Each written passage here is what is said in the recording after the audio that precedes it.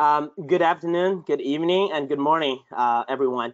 I'm Wen. I'm the CEO of Smarking. We're a technology company based in San Francisco, helping over 2,000 parking sites across North America to leverage their parking data to maximize business results.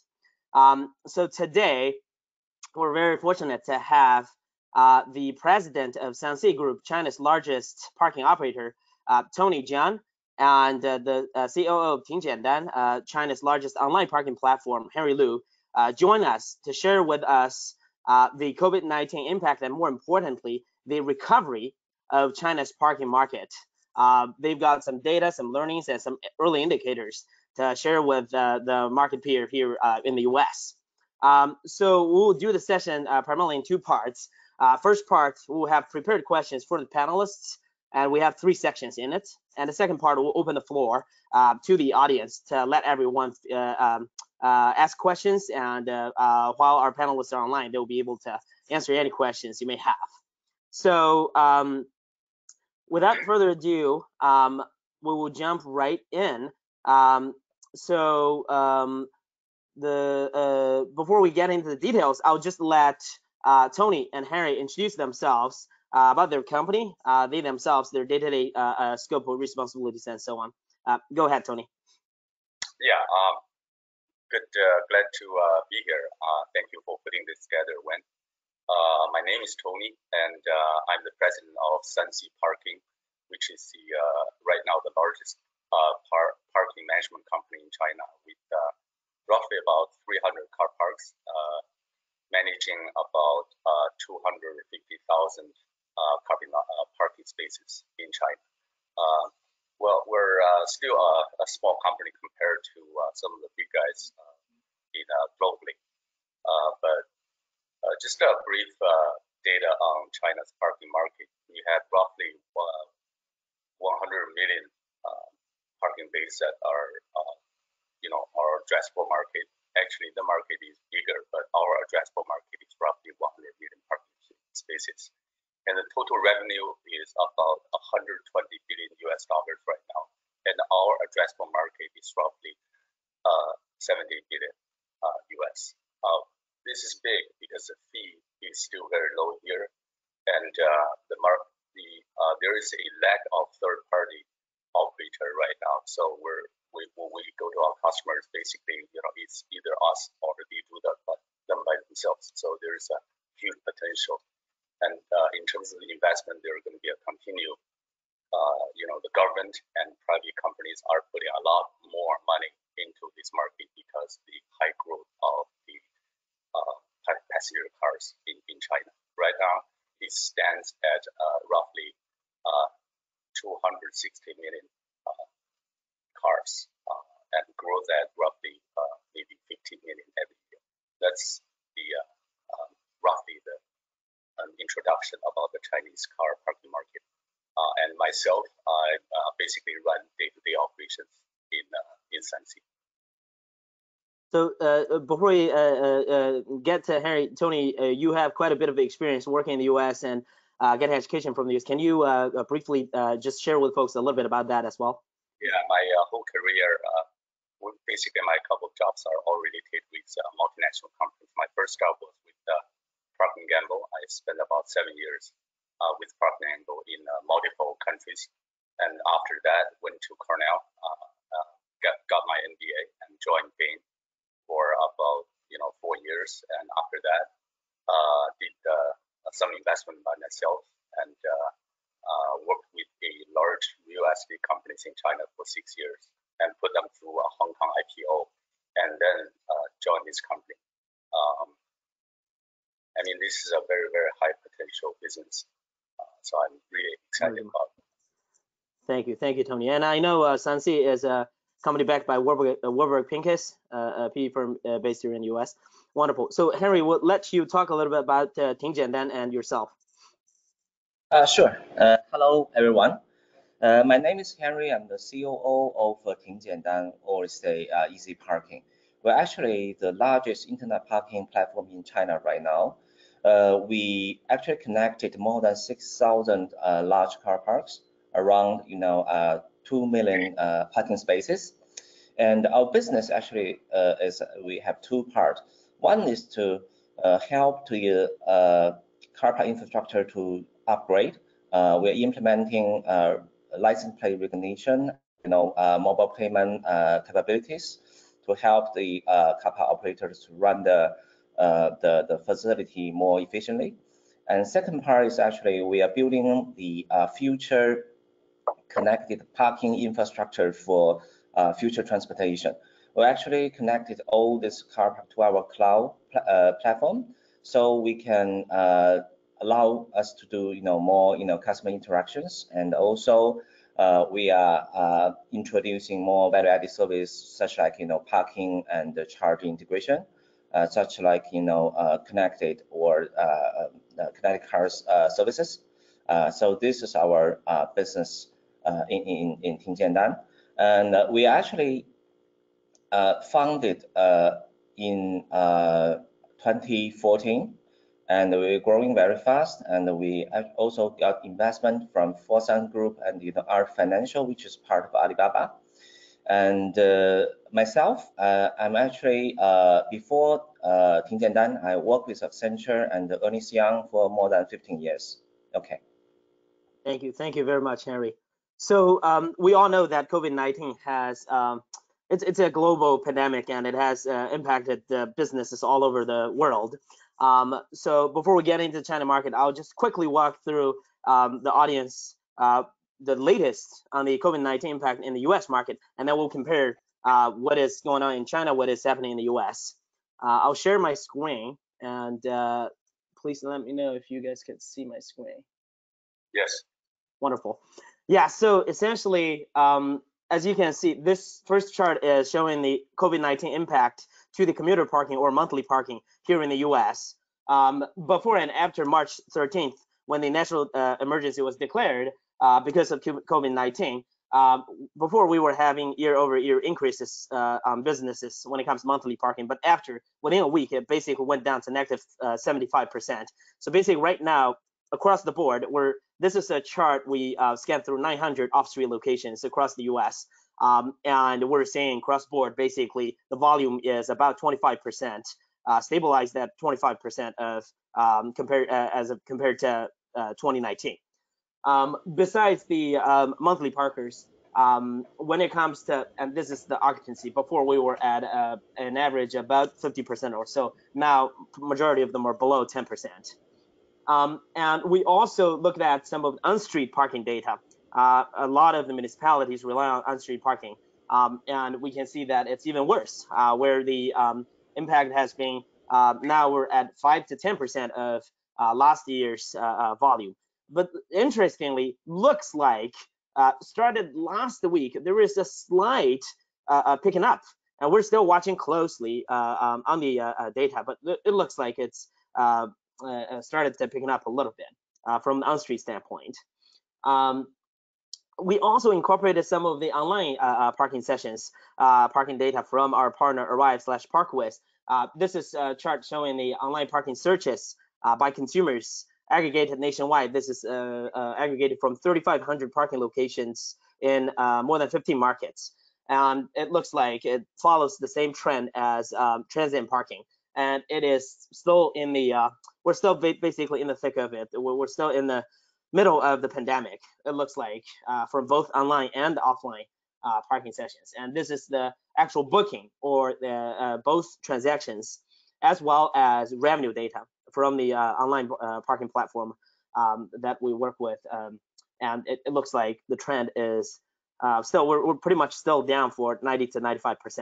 So with that being the case, in the US, now we will switch the gear and let Tony and Henry share with us a little bit more on when it comes to the China market.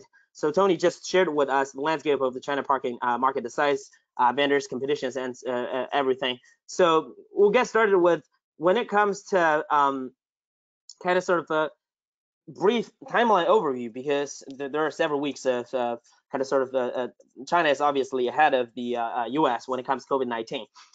We'll let both Tony and Harry share their perspectives on the timeline of COVID-19 and what was the impact you saw to the China parking market from both the operation standpoint and the technology standpoint. We'll let Tony get started first. Well, in fact, I think because Henry's company has a lot more car parks, and probably the data is more representative. So why not you go ahead, Henry, share with us about the overall market data in terms of recovery, and I'll just do some sharing after your general comments. Okay. All right. Okay. I think in China right now we're actually in the recovery stage. So everything is back to track, especially those aerial regions with less confirmed cases. For some of the cities, such like Beijing or Wuhan and Guangzhou, they're still kind of in a more strict control. But right now, I think the things are getting better and better. To review the whole timeline, right? When they first hit, in February, because everybody in China at that time were prepared for their spring festival. Some are trying to plan their trips overseas, and some trying to travel back to their hometown to visit their parents. And then suddenly this pandemic hit, the virus is getting started. I think at that time, most of people are not really expect the things will go so badly, and but for the entire February, then the government take very strict measures to control all the commercial activities and the travels, everything. So the parking traffic actually is dropped dramatically. I think it's less than 10% of the normal flow. It's quite similar to US right now. And in March, all right, then the most of areas of the country actually is well controlled. Even we all sometimes think the government maybe overreact, but the things that actually prove the measures are taken is actually are effective. And then in March, the business start to reopen, but the government actually have some restriction to say, for example, like encourage people to work from home, and only allow half of the workers back to the work, for example. So for the entire March, the traffic is pick up slowly, and by end of March actually is around 55 to 60% of the normal traffic. But around the different type of the car parks, because we are connecting 6,000 car parks, right? More than 50% are large shopping malls and commercial complex, and the rest 35% are the office buildings, and the rest are hospitals, airports, and colleges. So we see quite typically the shopping malls and the commercial complexes are still very low, but the office building are almost back to normal. And when the time goes to April, and I think the commercial are actually reopened, and but people are still kind of in a kind of how to say that, it's recovering stage. They still feel that it's threatened, and they still warned by the government to reduce the going out. So right now we are at this is the end of April, right? We're now at 85 or 90% of the traffic, and the commercial is a little bit lower. I think it's 70 to 80%. So I think the curve it will take at least 3 months in China to recover to the almost normal situation. So I think that the situation we see from the easy parking platform. So Tony, you can share about the operation impact. Yeah, we've done some analysis. We put together some data, and but unfortunately, it was rushed out data, and we didn't translate that, so it was in Chinese. But I can share you with some of the charts. Can you see that? Tony, the document is not showing yet. You may need to pull out the doc. That's the email. Okay. Yeah, I think it's that one. Yeah. Okay. Cool. If you can maximize the window over there. Yeah. Okay. Wonderful. Thanks. Good.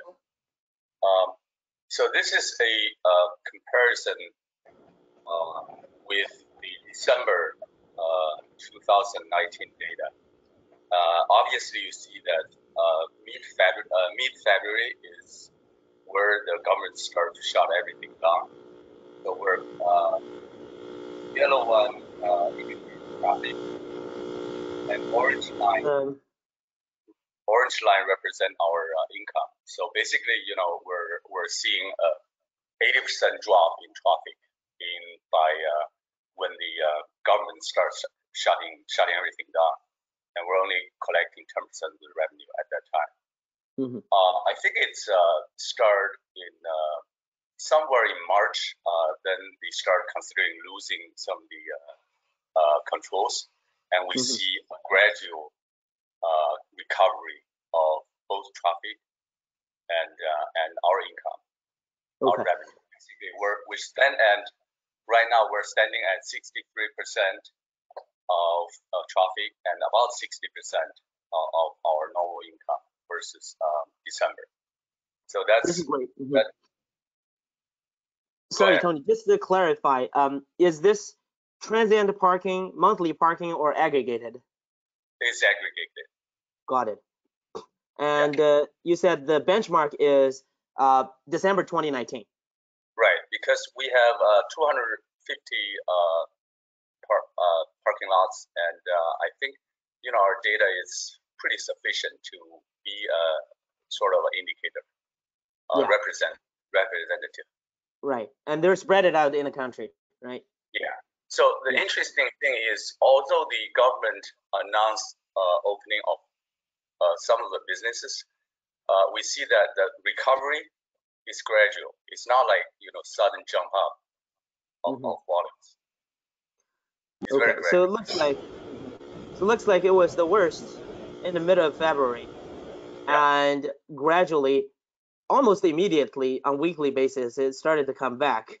Right. And if we use this to indicate the kind of sort of entire country's parking market status now, toward the end of April compared to December 2019, we're pretty much at 60-some%, close to 70% for both activity as well as the revenue. Now, one question for you here, Tony, is when it comes to December, from a seasonality standpoint, typically, do you guys do better in December compared to other months, or it's average, or it's below the average throughout the year? December is a good month for parking because all the festivals, the year-end activities where people go to shopping. So I wouldn't say the data is, right now the April data looks bad.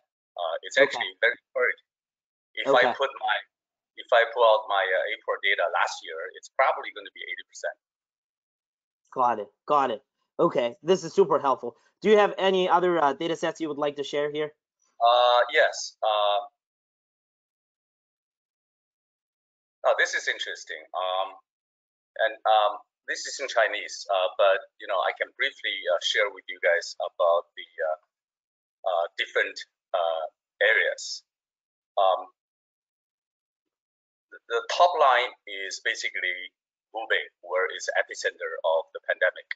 So obviously in February you see only 8%, and by April this time we're seeing amazingly 93%, except Wuhan. So we basically delayed the Wuhan data. Mm-hmm. So all the other areas around Wuhan, actually are doing much better.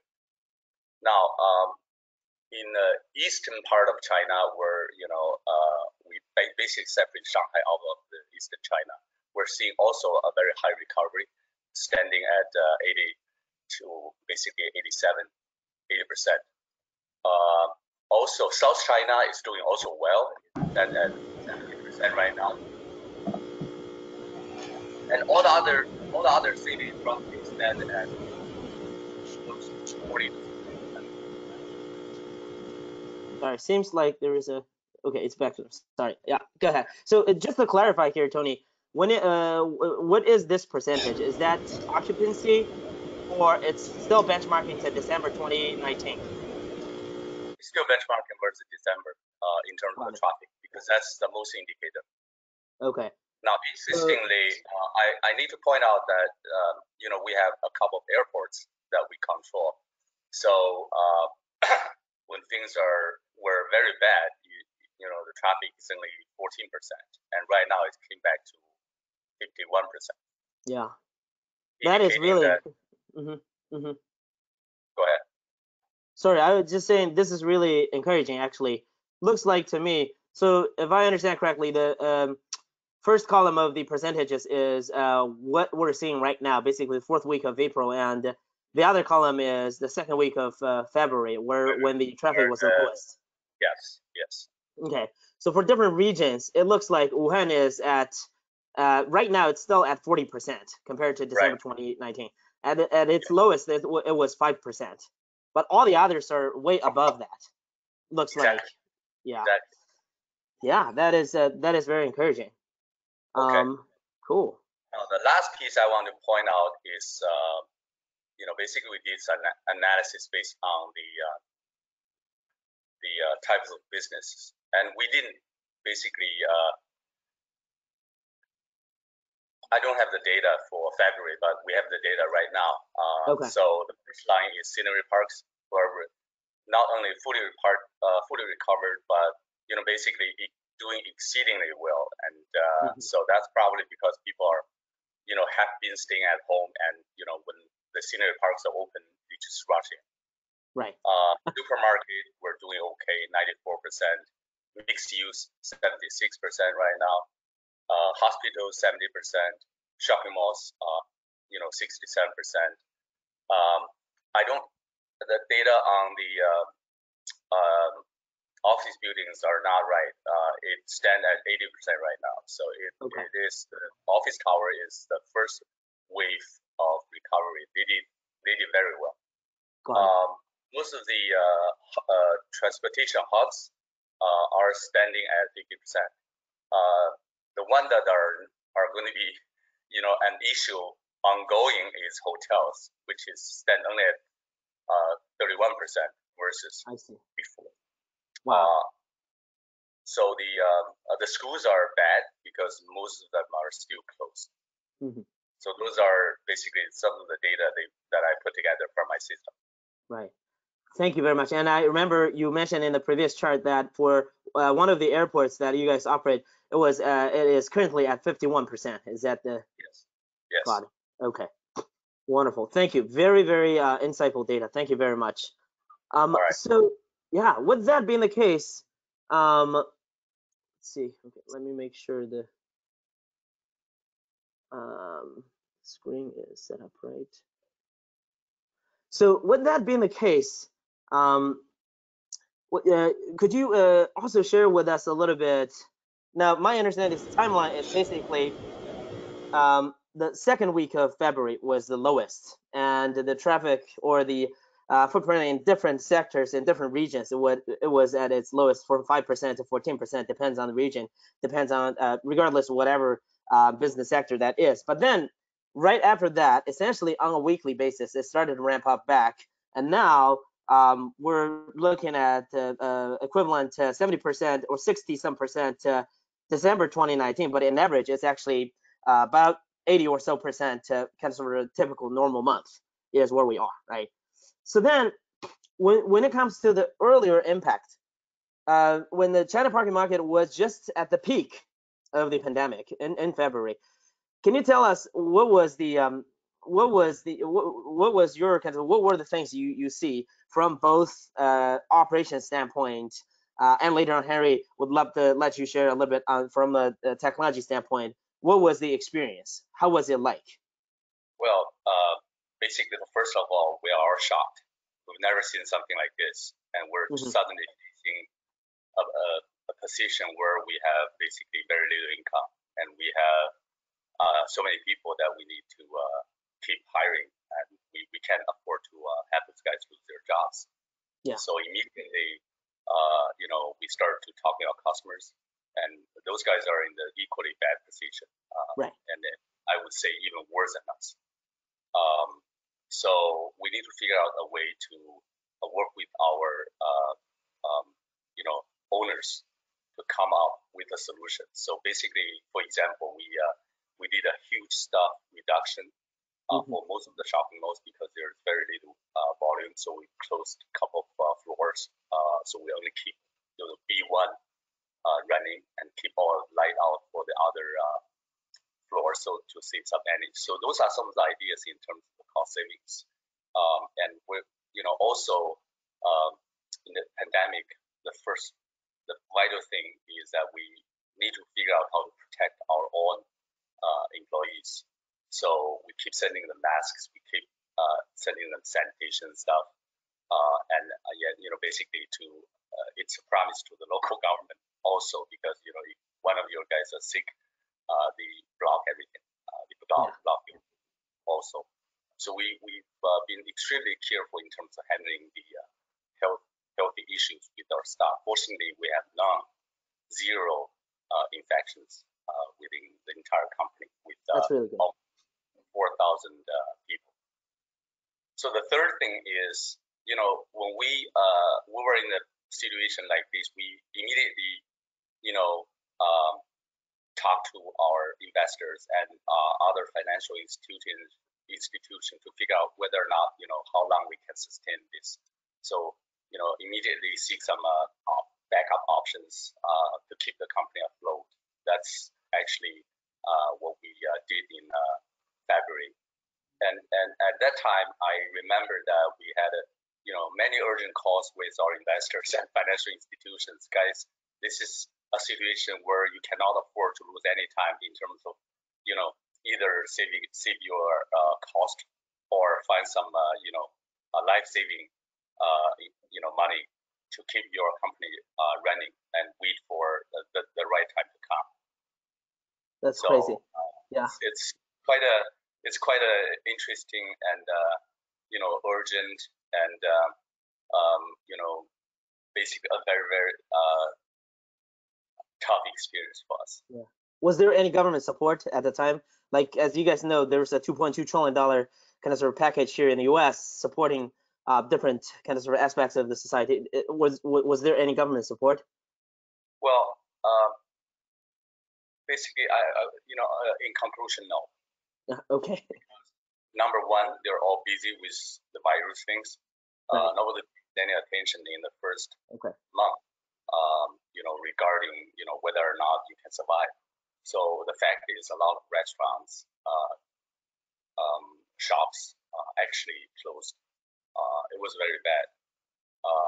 And recently they've come up with some policies, but I think the money will firstly go to those big state-owned companies, and then Really? Okay. our share is very small in the overall pool. Okay, got it. State-owned companies first, and then the smaller businesses. Yeah. Okay, got it. Okay, then Henry, could you share with us a little bit in the middle of the pandemic? What was your experience? What was the experience of Tingjiandan? Oh, okay. So we actually become very serious in February, and the government announced a series of very strict control and measures, and actually the leadership of the company is very we were very conscious at the time, and we actually have a lot of discussion around what the implication, how long it will be, and how we should do around this. And there are several things we were actually quite focusing on. The first thing is around our staff. It's similar to Tony. We're actually trying to connect all our staff to understand where they are and are they good, and what's their plan to travel here and there. And especially we actually have I think less than 10 staff in Hubei, and some of them are in Wuhan. So we have a daily check around whether they in a shortage of some face masks or some things, so we can help. And also, we are quite focusing on the government, support or government policies which can help us a little bit.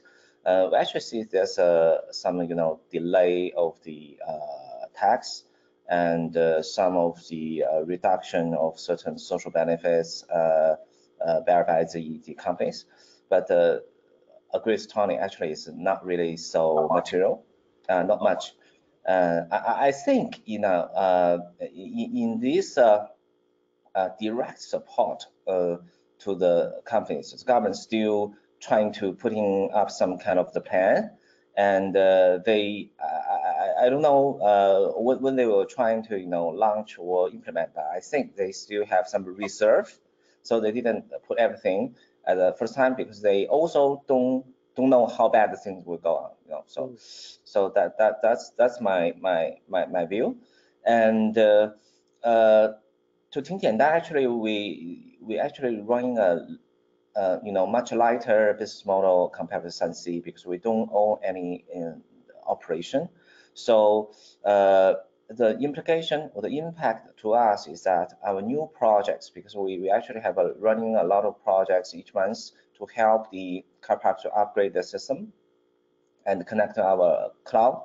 So that was full stop for the months. You can imagine. Especially we actually just got the contract of the Wuhan highway station. So okay. it just we need to trying to look at the contract and contact our clients to see how we can rearrange and so many that have stuff. But basically the new projects are fully stopped, but our platform is running okay because it's all online cloud basis, and we actually have quite flexible infrastructure ready, so people can work at home and look at the platform and running the day-to-day operation. So everything's okay. So that's the impact from Tingjiandan part. Okay. Thank you, Harry. So then, so a little bit more discussion on while you guys were just right in the middle of the pandemic.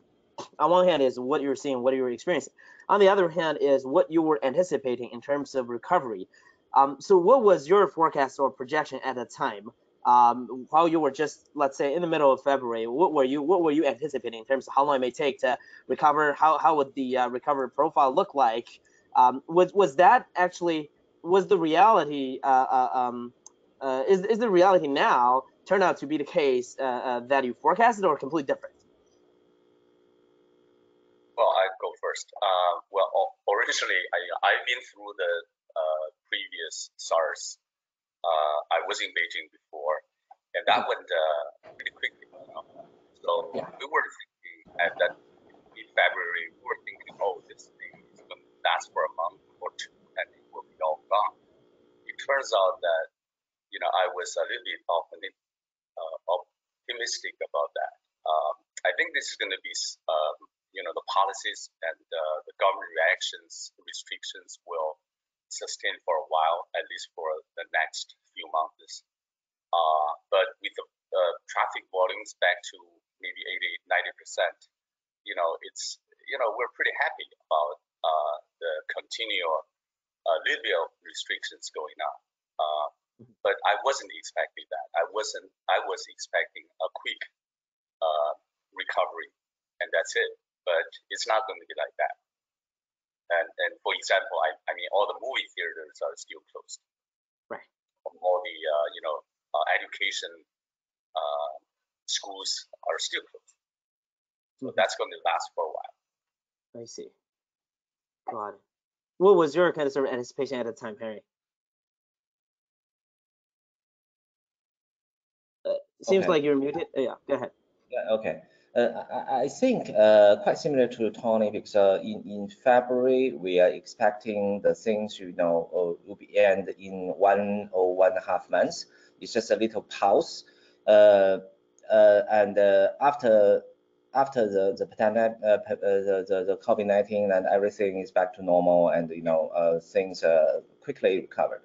But at the end of I think end of February, when this actually become a worldwide pandemic, I think the change our view, because right now I see there's a much bigger and much deeper impact in the near term or even long term economy, and we see there's a lot of impact in other countries, and so a lot of impact on the global trading and everything. So of course, there's still a lot of uncertainties right now, but I can see that impact is much deeper and much longer.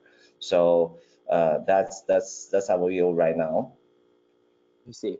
So it sounds like when it just got started, the kind of sort of the people's anticipation or feeling is, oh, this thing may be just like what happened in 2003 when SARS happened. It's going to go away probably in a month or so.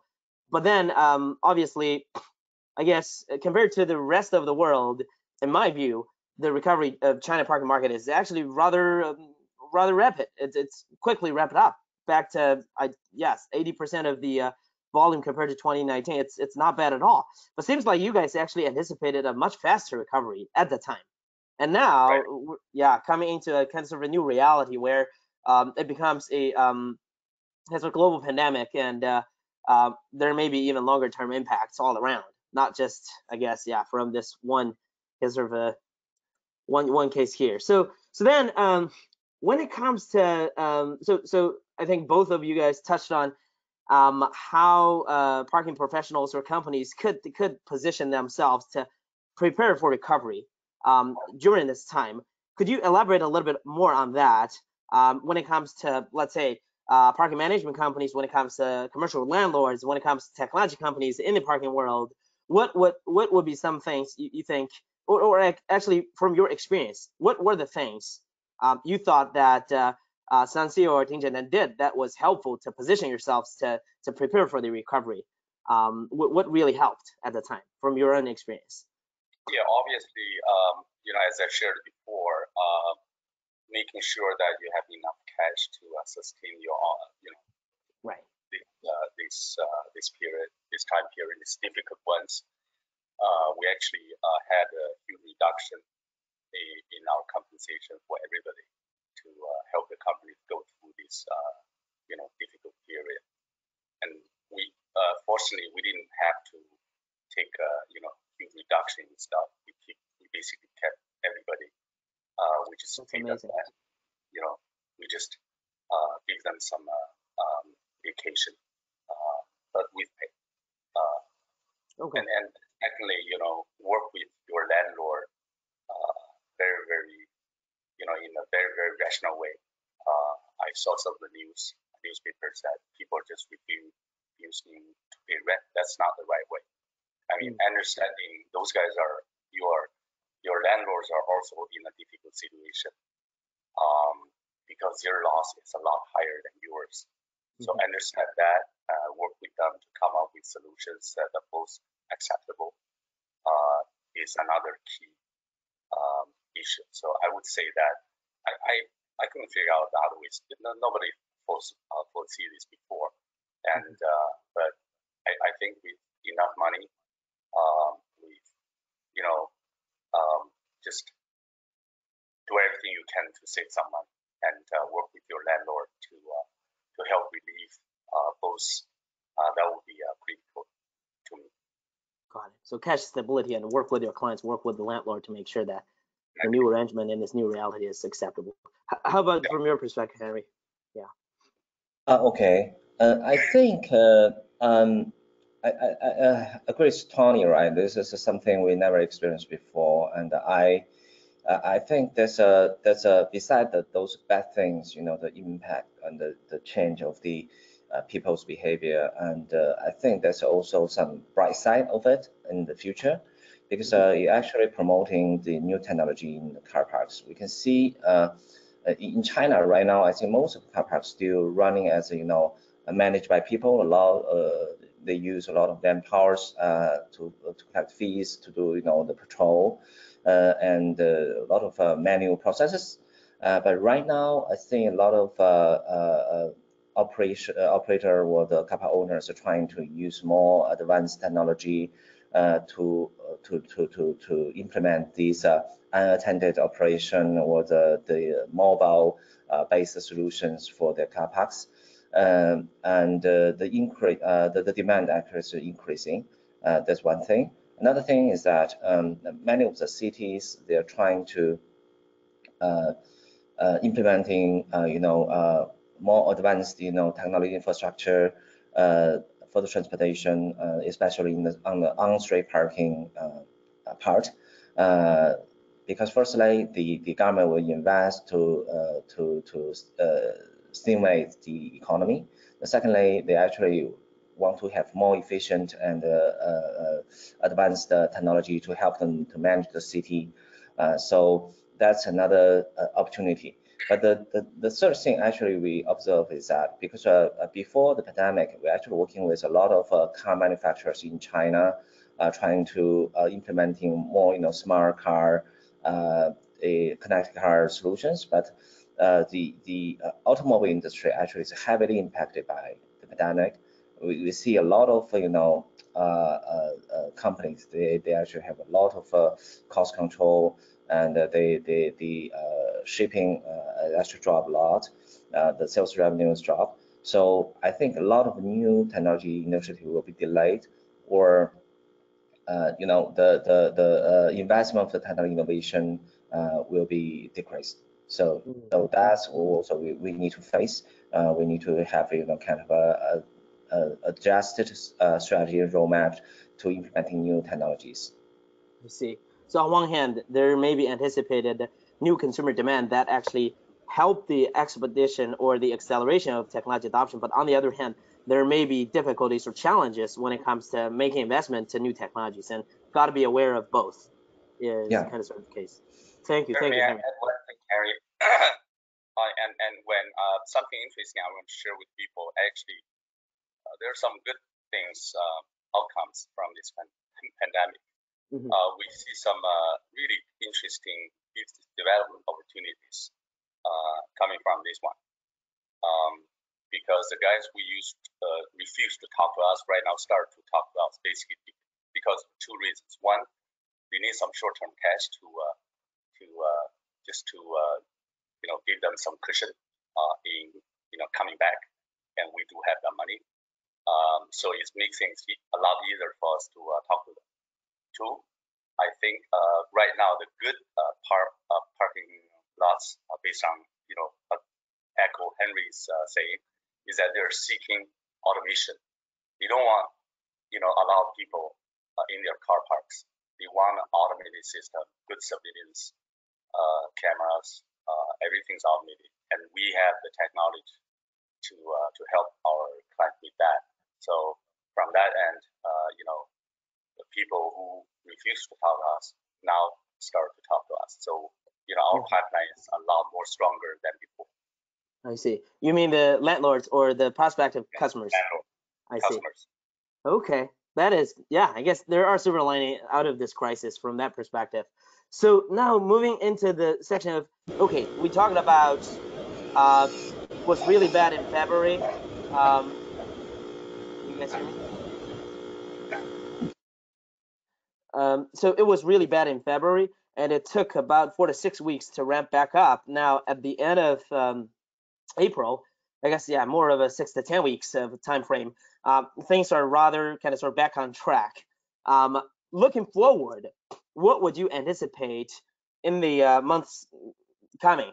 Let's say toward the end of the year, what would you say is kind of sort of your anticipation of year end, full 2020, kind of sort of estimation of how we're going to do in terms of business from both operations business, management business, as well as a technology platform.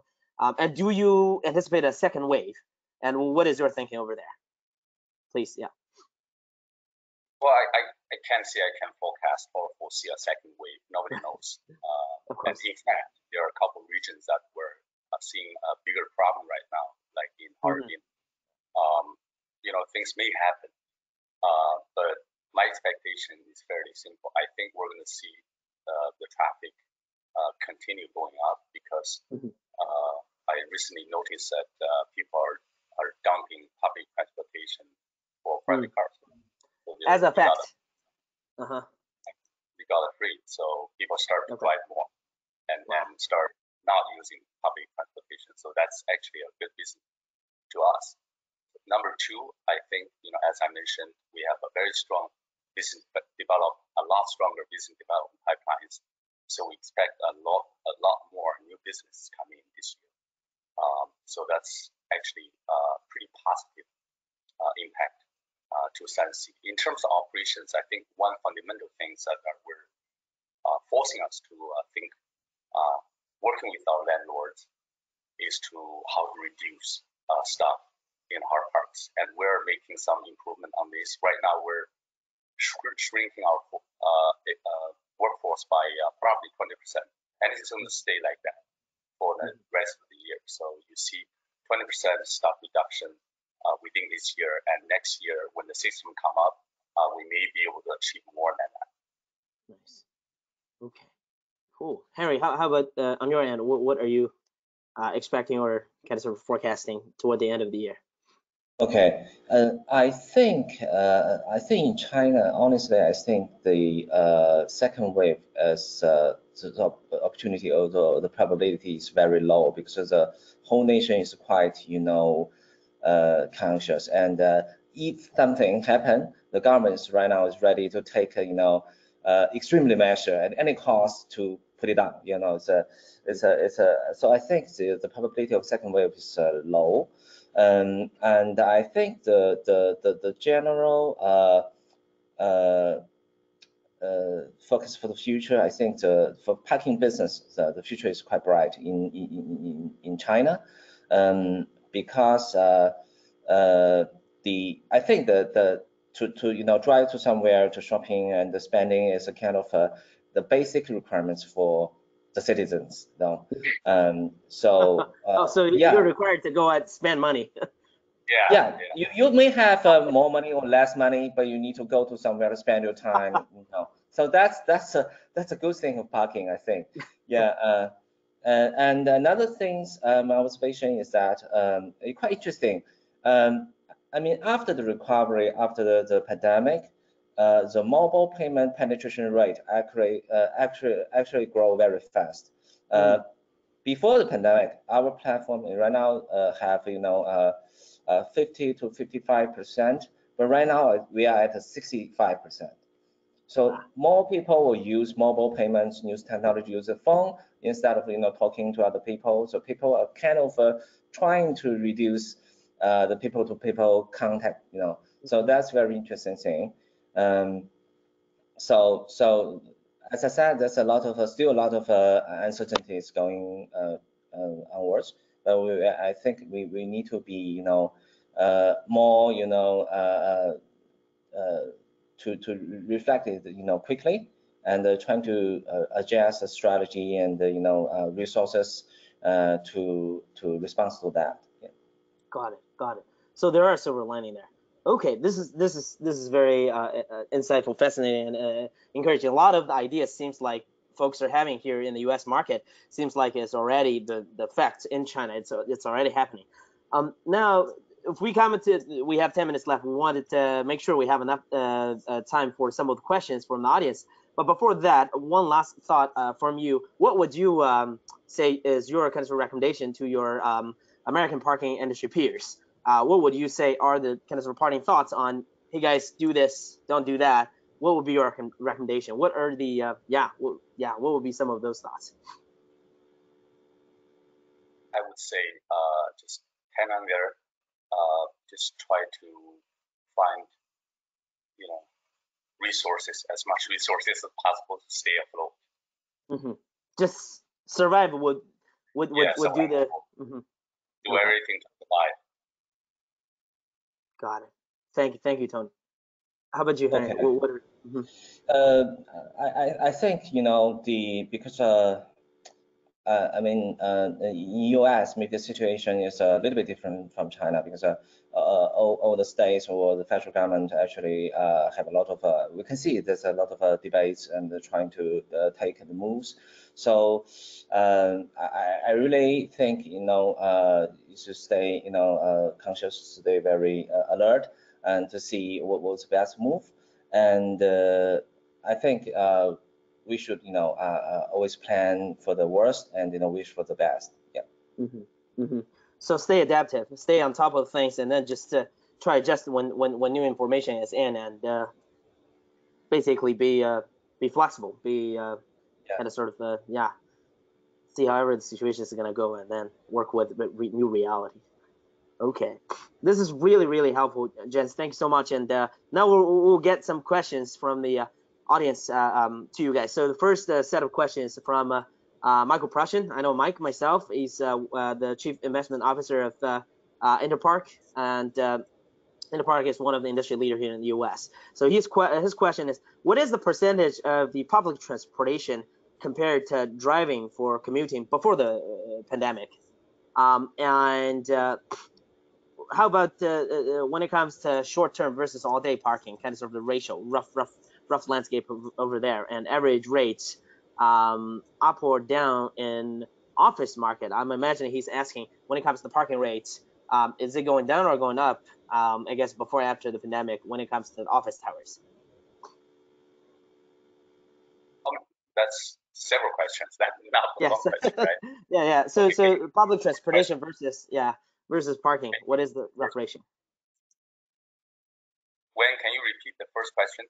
Yeah, for sure. So what is the percentage of public transportation compared to driving when it comes to commuters? Okay. Henry, Let me try to answer. Yeah. Okay. I think the data actually is a little bit different across different cities in province, and because actually by everything is how advanced is your public transportation and what the penetration of the private cars. But in general, I think during and after the pandemic, right?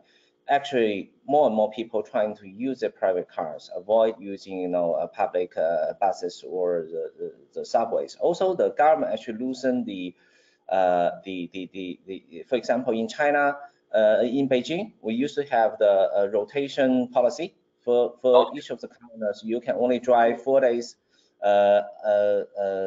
during the work days, but right now it's canceled for the moment. So people are using using the private cars. Another thing is right now the oil is cheap. Okay, so you can drive. It's a cost from cost perspective. So I think in the short term, right, for office buildings, the revenue and also the traffic will growing, and even more than the before the pandemic data. So that's a good thing. But I think in the long run, after the thing pass, you will be back to the normal. I don't think it's actually changed the way people live in the long run.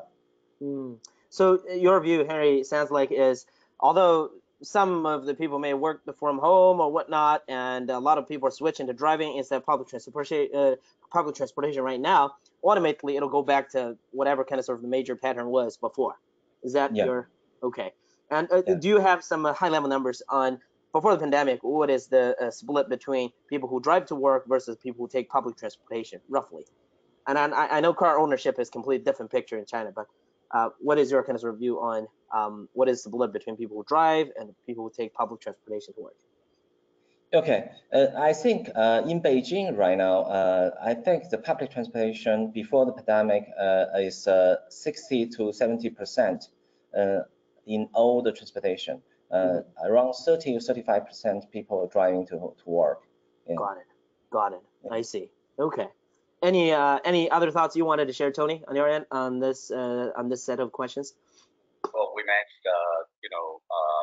slightly over 300 car parks, so I don't think that's very representative. Okay, compared to 6,000, huh? Okay. Yeah. So second set of questions from Tommy Diaz. He's asked, how has your valet operations performed during the recovery from a customer perspective? Is valet operated locations being slower or faster to recover? What has been a major change in this sector? This is an interesting question. I need to point out that in China, there really is valet parking is a very, very little market. It's not much. Across the 300 projects, we only have like 2 valet parking projects for two of the 5-star hotels, and they ask for that. It's really, I think it doesn't change much. I mean, the hotel business is pretty bad. No other parking businesses offer valet parking, and it's always self-park. I see. And I remember second question Tommy asked was about hotel parking. I remember you shared for hotel parking right now, even in the recovery mode, it's only 30% of last year's. Yeah. Is there any anticipation in terms of recovery of the hotel, or how about airport? We talk about 50%. Seems like slightly, just with that one data point, slightly better than the hotel. Yes. What is the anticipation in terms of timeline for hotel and airports to recover? Hotel business, the biggest problem with the hotel business right now is the restrictions to let you check in. The government is using a very interesting QR coding system to identify whether or not you can check into a hotel even if you pre-booked. So that's the biggest problem. So once those restriction is gone, I think the hotel business will recover very, very quickly because there's a need. There's a need for travel for various types of reasons. I see. So it's really the policy restriction when it comes to hotels, is what you're saying. Got it. So that may be slightly different here. So another question Tommy asked was, do you anticipate recovery for the U.S. parking market to be slower or concurrent with pace of recovery as the China market? Yeah, I watch newspapers every day, and I was thinking because the attitude toward this pandemic is not really straightforward, and I think people have different opinions. One group of people think that we should be treating this more sort of systematically and more strict, and other people are saying, okay, this is nothing, and we got to let people work. So under that circumstance, I think the recovery will be maybe a little bit slower than what we've seen in China, because the government here is very straightforward. Either either you agree with us, otherwise we shut you up. I see. Any thoughts on that, Harry, on your end? Yeah, I think it also depends on how businesses are trying to doing kind of a promotion, or how the government is sending the kind of messages to encourage people to going out, or trying to alert people to reduce the going out. So it's a lot of dependency on the environment factors that will affect the speed of recovery. Yeah. Got it. So policy takes a huge role here in a way when it comes. I see. Got it. This is amazing, gents, and we still have a lot of questions on the list. So what we will do is we'll make sure to send the questions to you guys, and would love to have your help to take a look, give us some insights, and we'll share it with the entire audience, all the registrants. And again, thank you both so much for joining us today, and thank you all the audience for joining us today. So if you're interested in for all the audience, if you're interested in learning more about the newest in terms of the pandemic impact onto the U.S. parking market, feel free to subscribe our newsletter. It's on our website, smarking.com, and we publish on a daily basis the impact, and we watch over 2,000 sites across the nation. And we will make sure to send out a copy of the data we covered today, as well as the answers from Tony and Henry of all the questions we haven't had a chance to answer. Thank you all so much. Thank you, Tony and Henry. Yeah, stay safe, and best luck with the business recovery and growth. Thank you. Good luck. Thank you. Thank you. Bye.